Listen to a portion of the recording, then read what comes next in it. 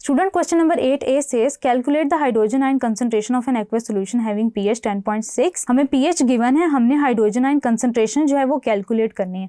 वो हम कैसे करेंगे कि pH वाली इक्वेशन हमने लिख देनी है, minus log hydrogen ion concentration हमने कैलकुलेट करनी है, pH की वैल्यू हम लिख देंगे कि वो है 10.6। यहाँ पे क्या होगा कि हाइड्रोजन आयन कंसंट्रेशन इधर ही रह जाएगी। यहाँ पे हम एंटी लॉग कैलकुलेट करेंगे, minus anti log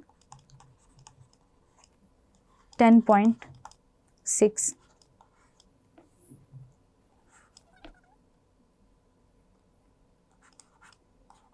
which will be equal to 2.5 into 10 raised to power minus 11 moles per decimeter cube.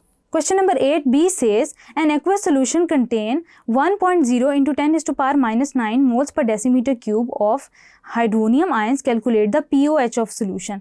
अब स्टूडेंट्स हमें यहाँ पे हाइड्रोजन आयन कंसंट्रेशन गिवन है, हम इससे क्या करेंगे, pH कैलकुलेट करेंगे। अब pH कैसे कैलकुलेट करेंगे, सबसे पहले हम हाइड्रोजन आयन कंसंट्रेशन का नेगेटिव लॉग लेंगे, minus log hydrogen ion concentration 1 into 10 raised to power minus 9 है।